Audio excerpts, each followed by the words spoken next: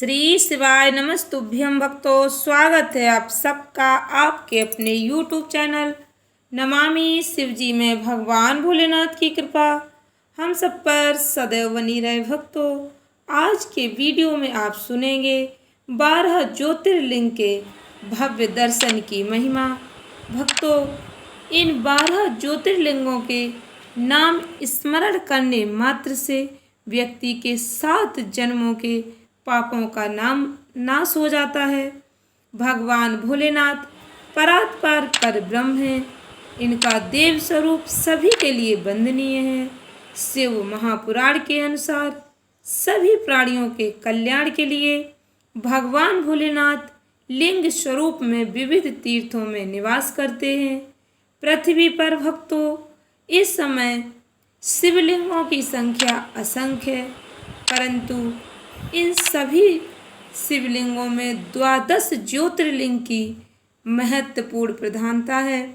शिव महापुराण में इन ज्योतिर्लिंगों के स्थान निर्देश के साथ साथ यह भी वर्णन मिलता है, जो भक्त इन 12 ज्योतिर्लिंगों के नामों का स्मरण करते हैं, इन नामों को सुनते हैं या इनका जाप करते हैं, उनके 7 जन्मों के पापों का विनाश हो जाता है और इस जन्म में संपूर्ण सुख प्राप्त करते हैं। भक्तों, मैंने इस वीडियो में 12 ज्योतिर्लिंगों की महिमा का वर्णन करने का प्रयास किया है। वीडियो में आगे बढ़ने से पहले कमेंट बॉक्स में महादेव का जयकारा अवश्य लगाएं। कमेंट बॉक्स में पूर्ण श्रद्धा भक्ति के साथ हर हर महादेव, जय श्री कृष्णा अवश्य लिखें। चैनल पर पहली बार विजिट हुए, पहली बार मेरी आवाज़ सुन रहे तो चैनल को सब्सक्राइब करके बेल आइकन अवश्य दबाएं। इससे हमारे वीडियो की नोटिफिकेशन आप तक पहुंचती रहे और आपको नई नई जानकारी मिलती रहे। भक्तों, शिव ही सत्य है, शिव ही सुंदर, सारी सृष्टि शिव के अंदर। शिव ही मोह है, शिव ही माया, जिसने शिव को जपा उसने शिव को पाया। देवादिदेव महादेव की कृपा से भक्तों, यह सृष्टि चलायमान है। पूर्ण श्रद्धा भक्ति के साथ सुने 12 ज्योतिर्लिंगों की महिमा। सौराष्ट्रे सौमिनाथं च श्रीशैले मल्लिकार्जुनम उज्जन्या महाकालोमकारं परमेश्वरं केदारं हिमवत्पृष्ठे डाकिन्यां भीमशङ्करं वाराणस्या च विश्वेशं त्र्यम्बकं गौमिति तटे वैद्यनाथं चिताभूमो नागेशं दारुकावने सेतुबन्धे च रामेशं घुसुमेश च शिवालये 12 तानि नामानि प्रातरुत्थाय पठेत् सप्तजन्म कृतं पापं स्मरणेन विनश्यति। भक्तों, 12 ज्योतिर्लिंगों के नाम स्मरण करने का भी विशेष महत्व है। मैंने इस वीडियो में 12 ज्योतिर्लिंगों की कथा का भी वर्णन किया है। आप इन 12 ज्योतिर्लिंग का नाम स्मरण नहीं कर पाते तो आप इन्हें अपने मोबाइल में चलाकर भी पूर्ण श्रद्धा भक्ति के साथ सुन सकते हैं। पूर्ण श्रद्धा भक्ति के साथ इन 12 ज्योतिर्लिंगों की कथा श्रवण करने का भी विशेष पुण्य फल प्राप्त होता है।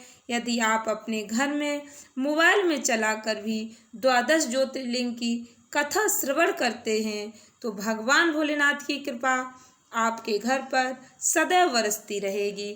ध्यान से सुने भक्तों, भगवान सोमनाथ का ज्योतिर्लिंग गर्भगृह के नीचे एक गुफा में स्थित है, जिसमें निरंतर दीप प्रज्वलित रहता है।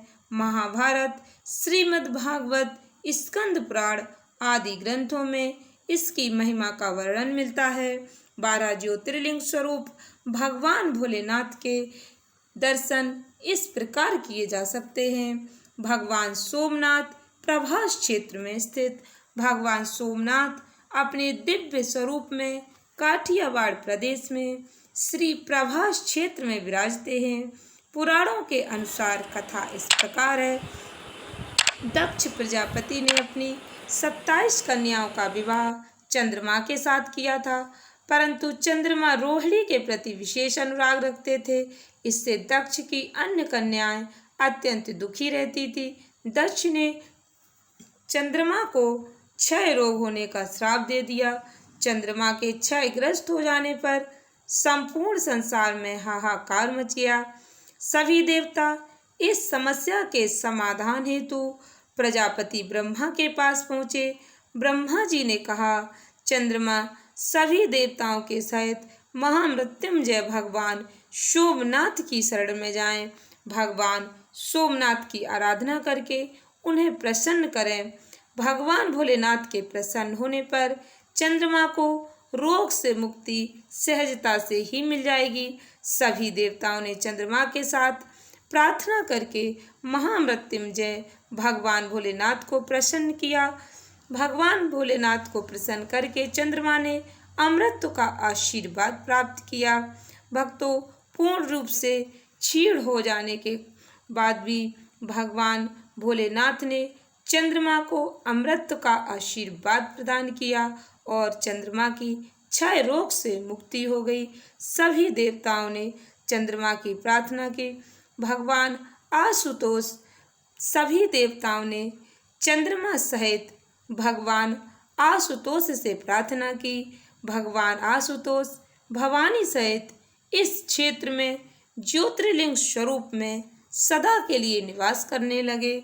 भगवान भोलेनाथ का दूसरा स्वरूप भगवान मल्लिकार्जुन श्रीशैल क्षेत्र मद्रास। श्री मल्लिकार्जुन मद्रास प्रांत के कृष्णा जिले में कृष्णा नदी के तट पर श्रीशैल पर्वत पर स्थित हैं। महाभारत, शिव महापुराण, पद्म पुराण आदि ग्रंथों में इसकी विशेष महिमा का वर्णन मिलता है। इनकी स्थापना, उत्पत्ति आदि के विषय में कई आख्यान प्रचलित हैं।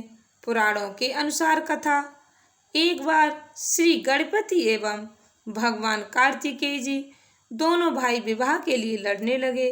दोनों ही अपने अपने प्रथम विवाह के पक्षधर थे। तब भगवान भोलेनाथ ने यह निर्णय दिया कि जो पृथ्वी की प्रथम परिक्रमा पहले कर डालेगा उसी का प्रथम विवाह होगा। यह सुनकर कार्तिकेय मयूर पर सवार हो दौड़ पड़े। इधर भगवान गणपति जी माता पिता भगवान भोलेनाथ माता पार्वती की 7 परिक्रमा करके सबसे पहले परिक्रमा करने के अधिकारी बने। गणेश जी का विवाह सिद्धि और बुद्धि नाम की प्रजापति कन्याओं के साथ हुआ। जब कार्तिकेय जी पृथ्वी की प्रदक्षिणा कर लौटे तो उन्हें संपूर्ण वृत्तांत ज्ञात हुआ। वे अत्यंत क्रोधित होकर क्रौंच पर्वत पर चले गए। शिव जी माता पार्वती ने उनको कई बार बुलाया पर वे नहीं आए। अंत में भगवान भोलेनाथ माता पार्वती उन्हें मनाने के लिए क्रौंच पर्वत पहुँचे, पर उनके आने की सूचना मिलने पर कार्तिकेय जी वहां से भी चले गए। इधर भगवान भोलेनाथ मल्लिकार्जुन रूप में उसी क्रौंच पर्वत पर स्थित हो गए। यहाँ दर्शन मात्र से ही सारी कामनाएं भक्तों की पूर्ण होती हैं। भक्तों, भगवान भोलेनाथ का तीसरा स्वरूप श्री महाकालेश्वर उज्जैन क्षेत्र अवंतिकापुरी। श्री महाकालेश्वर ज्योतिर्लिंग मालवा प्रदेश में शिप्रा नदी के तट पर उज्जैन नामक नगरी में है। इस महाकालेश्वर लिंग की स्थापना भक्तों, इसकी पुराणों के अनुसार प्रचलित कथा इस प्रकार है। एक बार उज्जैनी नगरी में राजा चंद्रसेन के द्वारा की जा रही शिवजी की आराधना को देखकर श्रीधर नामक एक 5 वर्षीय गोप बालक बड़ा उत्कंठित हुआ। वह एक सामान्य पत्थर को घर में स्थापित कर उसकी शिव रूप में उपासना करने लगा। परिवारजनों के द्वारा संतरास दिए जाने पर बालक श्रीधर अत्यंत भावुक होकर भगवान शंकर जी की उपासना में लीन हो गया। उसकी पूजा एवं भक्ति से प्रसन्न होकर भगवान शिव जी स्वयं एक दिव्य ज्योतिर्लिंग रूप में प्रकट हो गए। ऐसा कहा जाता है कि संसार के कल्याण के लिए भगवान भोलेनाथ की वह दिव्य ज्योतिर्लिंग आज भी वहाँ विराजित है और भक्तों के सभी कष्ट दूर करते हैं। श्री ओमकारेश्वर अमलेश्वर भगवान शिव जी का यह परम पवित्र विग्रह मालवा प्रांत में नर्मदा तट नदी के तट पर स्थित है। यही मानधाता पर्वत के ऊपर भगवान भोलेनाथ ओमकारेश्वर रूप में विद्यमान है। शिव महापुराण में श्री ओमकारेश्वर दर्शन का अत्यंत महत्व है। भक्तों, पौराणिक कथा के अनुसार प्रसिद्ध सूर्यवंशी राजा मानधाता ने, जिनके पुत्र अम्बरीक और मुचुकुंद दोनों प्रसिद्ध भगवत भक्त हो गए, तो जो स्वयं बड़े तपस्वी और यज्ञों के कर्ता थे, इस स्थान पर घोर तपस्या करके भगवान भोलेनाथ को प्रसन्न किया था। इसी से इस पर्वत का नाम मानधाता पड़ गया। मंदिर में प्रवेश करने के पूर्व डोन कोठरियों में से होकर जाना पड़ता है। भीतर अंधेरा होने के कारण सदैव दीप प्रज्वलित रहता है। ओमकारेश्वर लिंग भक्तों, यह एक प्राकृतिक रूप में है। इसके चारों ओर सदैव जल भरा रहता है। इस लिंग की एक यह विशेषता भी है कि मंदिर के गुंबज के नीचे नहीं है, शिखर पर भगवान शिव जी की प्रतिमा विराजित है।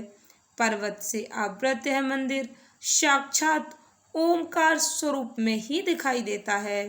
भक्तों, कार्तिक पूर्णिमा पर यहाँ बड़ा भारी मेला लगता है। श्री केदारनाथ, श्री केदारेश्वर भक्तों, भगवान भोलेनाथ का पांचवा स्वरूप भगवान आशुतोष केदारनाथ रूप में उत्तराखंड में पर्वतराज हिमालय के केदार नामक श्रीलिंग में विद्यमान है। शास्त्रों में केदारेश्वर सहित नर नारायण मूर्ति दर्शन का फल प्राप्त होता है। भक्तों, नर नारायण मूर्ति दर्शन से समस्त पापों का विनाश हो जाता है। भक्तों की सभी मनोकामनाएं पूर्ण होती हैं।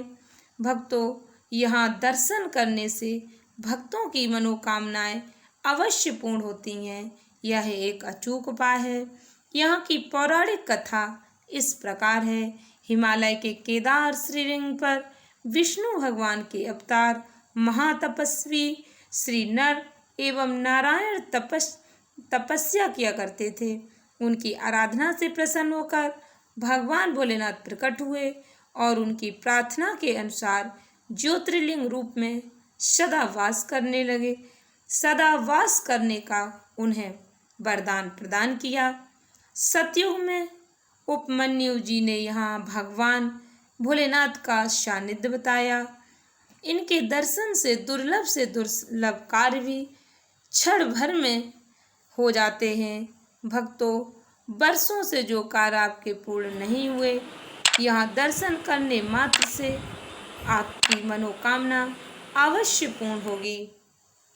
भगवान भोलेनाथ का छठवां ज्योतिर्लिंग श्री भीमशंकर सह्याद्री मुंबई में स्थित। भगवान भीमशंकर मुंबई से पूर्व में भक्तों उत्तर भीमा नदी के तट पर स्थित सह्याद्री पर विराजते हैं। यहाँ से भीमा नदी निकलती है। मूर्ति से थोड़ा थोड़ा जल गिरता रहता। मंदिर के पास 2 कुंड हैं। यहाँ की पौराणिक कथा, जिस समय भगवान भोलेनाथ ने त्रिपुरासुर का वध करके इस स्थान पर विश्राम किया, उस समय अवध का भीमक नामक एक सूर्यवंशीय राजा तपस्या करता था। भगवान शंकर जी ने प्रसन्न होकर उसे दर्शन दिया। तभी से वह दिव्य एवं अलौकिक ज्योतिर्लिंग भीमशंकर के नाम से प्रसिद्ध हो गया। भक्तों, भगवान भोलेनाथ का 7वां ज्योतिर्लिंग श्री विश्वेश्वर काशी, श्री विश्वेश्वर ज्योतिर्लिंग वाराणसी में श्री विश्वनाथ नाम से विराजमान है। भक्तों, इस पवित्र नगरी की बड़ी महिमा है। भगवान भोलेनाथ काशी में विराजमान है। काशी नगरी भगवान भोलेनाथ ने स्वयं बसाई थी। इस नगरी की महिमा अनंत है। यहाँ की पौराणिक कथा कहते हैं, प्रलय काल में इस नगरी का लोप नहीं होता। उस समय भगवान शंकर जी इसे अपने त्रिशूल पर धारण कर लेते हैं और सृष्टि काल में से नीचे उतार देते हैं। धर्म ग्रंथों में भगवान विश्वेश्वर की अपार महिमा गाई है। कहा जाता है इस मंदिर की स्थापना तथा पुनः स्थापना भगवान भोलेनाथ के अवतार भगवान आदि शंकराचार्य ने स्वयं अपने कर कमलों से की थी। भक्तों, भगवान भोलेनाथ के श्री त्र्यंबकेश्वर स्वरूप नासिक में विराजमान यह ज्योतिर्लिंग मुंबई प्रांत के नासिक जिले में पंचवटी से लगभग 18 मील की दूरी पर है। गोदावरी नदी के उद्गम स्थान के समीप त्र्यंबकेश्वर भगवान की महिमा अनंत है। भक्तों, यहाँ की पौराणिक कथा इस प्रकार है। गौतम ऋषि एवं गोदावरी नदी की प्रार्थना पर भगवान भोलेनाथ ने इस स्थान पर वास करने की कृपा की। वे त्र्यंबकेश्वर नाम से यहाँ विख्यात हुए। मंदिर के अंदर एक छोटे से गड्ढे में 3 छोटे छोटे लिंग हैं जो ब्रह्मा, विष्णु और शिव जी हैं। इन तीनों देवों के प्रतीक माने जाते हैं। शिव पुराण के अनुसार त्र्यंबकेश्वर का दर्शन एवं पूजन करने वालों को इस लोक में तथा परलोक में सदा आनंद प्राप्त होता है। जिन भक्तों पर काल सर्प दोष होता है वह जब यहाँ पर आते हैं त्र्यंबकेश्वर में तो उन्हें काल सर्प दोष से मुक्ति मिल जाती है। श्री वैद्यनाथ स्वरूप भक्तों, भगवान भोलेनाथ का यह स्वरूप श्री वैद्यनाथेश्वर वैद्यनाथ धाम में विराजते हैं। धर्म ग्रंथों के अनुसार यह वैद्यनाथ ज्योतिर्लिंग महान फलों को देने वाला है। भगवान आशुतोष की यह लिंग मूर्ति 11 अंगुल ऊंची है। आज भी उस पर रावण के अंगूठे का चिन्ह विराजमान है। वैद्यनाथ धाम की पौराणिक कथा इस प्रकार है। इस लिंग की स्थापना के विषय में अत्यंत ही सुंदर कथा आती है। इसके अनुसार एक बार राक्षस राज रावण ने हिमालय पर जाकर भगवान भोलेनाथ की प्रसन्नता के लिए तपस्या की और अपने सिर काट काट कर शिव जी के चरणों में चढ़ाने शुरू कर दिए। एक एक करके 9 सिर चढ़ा दिए और 10वां सिर भी काटने ही वाला था कि शिव जी ने प्रसन्न होकर रावण को 10 सिर दे दिए।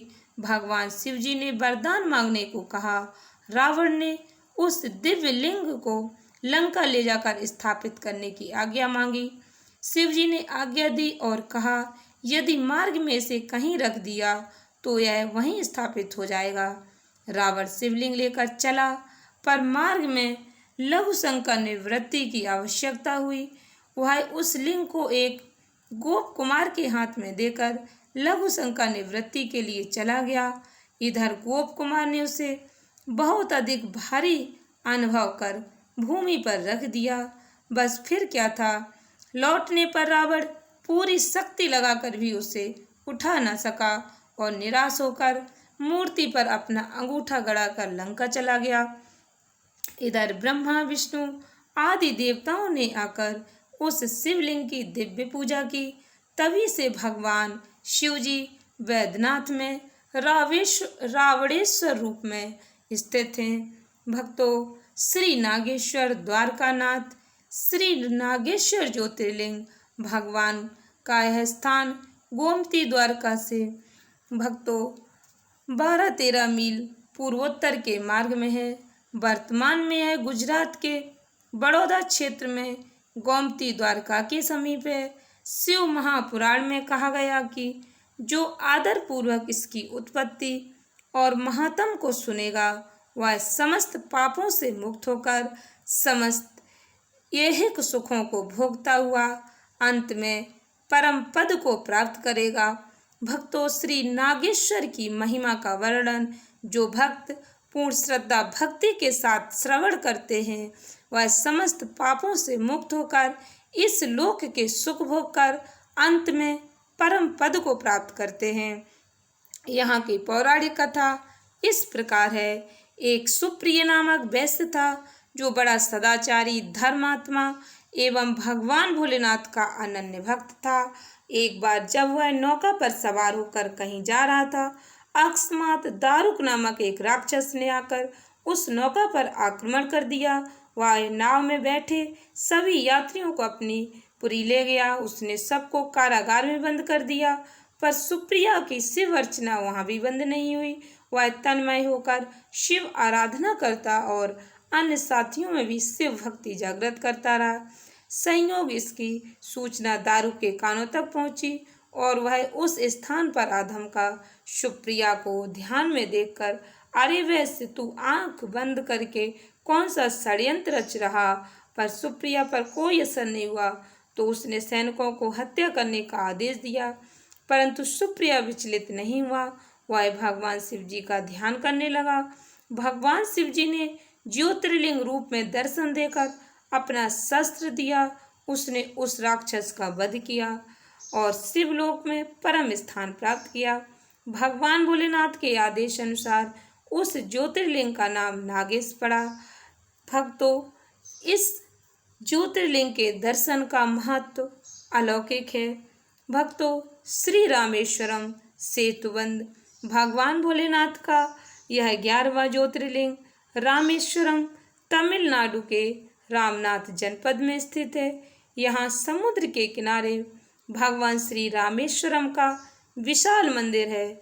मर्यादा पुरुषोत्तम भगवान श्री राम के कर कमलों से इसकी स्थापना हुई।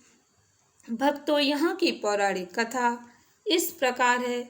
लंका पर चढ़ाई करने के लिए जाते समय जब भगवान श्री राम उन्हें समुद्र तट पर बालू के शिवलिंग बनाकर उनकी पूजा अर्चना की और रावण पर विजय प्राप्ति का आशीर्वाद मांगा, तो भगवान भोलेनाथ ने प्रभु श्री राम को रावण पर विजय का आशीर्वाद प्रदान किया।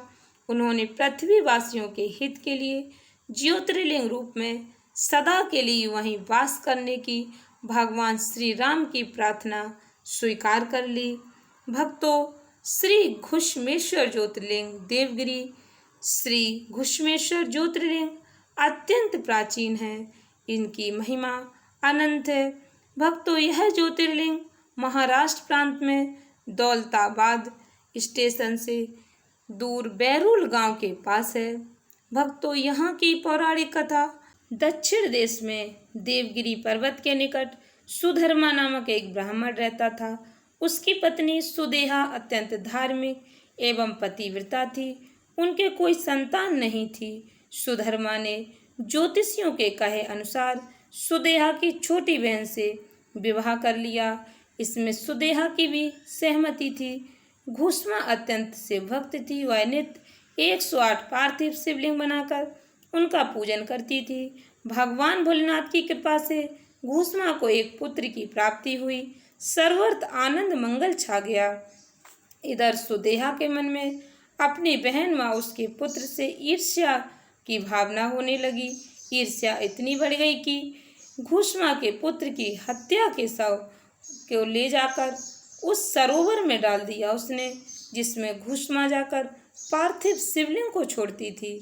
जब प्रातःकाल घुष्मा पार्थिव पूजा समाप्त कर शिवलिंग के विसर्जन के लिए उस सरोवर में गई तो भगवान भोलेनाथ की कृपा से उसका पुत्र जीवित होकर सरोवर से निकल आया।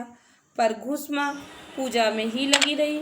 उसको उसके पुत्र के जीवित लौटने की ना तो खुशी हुई और ना ही दुख। उसकी तन्मयता को देखकर भगवान आशुतोष वहीं प्रकट हो गए और घुष्मा को वर मांगने को कहा। तब घुष्मा ने निवेदन किया, प्रभु आप सदैव इस स्थान पर वास करें, इससे संपूर्ण संसार का कल्याण होगा। भगवान भोलेनाथ ने एवं अस्तु कहकर दिव्य ज्योतिर्लिंग के रूप में वहां वास करने लगे और घुश्मेश्वर नाम से प्रसिद्ध हुए। उस सरोवर का नाम भी शिवालय तब से शिवालय हो गया। शिव महापुराण के ज्ञान खंड के अनुसार घुश्मेश्वर महादेव के दर्शन से सब पाप दूर हो जाते हैं और सुख समृद्धि की प्राप्ति होती है। जिस प्रकार शुक्ल पक्ष में चंद्रमा की वृद्धि होती है, उसी प्रकार भक्तों के सुख की वृद्धि होती है। इन 12 ज्योतिर्लिंग के नित्य दर्शन करने से असंभव कार्य भी बिना विघ्न के सिद्ध हो जाते हैं। भक्तों की सभी मनोकामनाएं पूर्ण होती हैं। आप इन 12 ज्योतिर्लिंग के दर्शन नहीं कर पाते, मंत्र स्मरण नहीं कर पाते, तो आप इन्हें अपने मोबाइल में चलाकर इनकी महिमा को अवश्य श्रवण करें। भक्तों, महिमा श्रवण करने का भी पुण्य फल प्राप्त होता है। इस वीडियो को अधिक से अधिक भक्तों को शेयर अवश्य करें, जिससे हमारी जानकारी अधिक से भक्तों तक पहुंच सके और अधिक से अधिक भक्तों को इसका लाभ प्राप्त हो सके। भक्तों, ज्ञान को जितना हम अधिक लोगों तक पहुंचाते हैं, उसका भी पुण्य फल हमें प्राप्त होता है। भगवान भोलेनाथ प्रसन्न होते हैं। आशा करती हूँ वीडियो अच्छी लगी होगी, उपयोगी लगी हो तो वीडियो को लाइक शेयर अवश्य करें, चैनल को सब्सक्राइब करें। धन्यवाद भक्तों। श्री शिवाय नमस्तुभ्यम।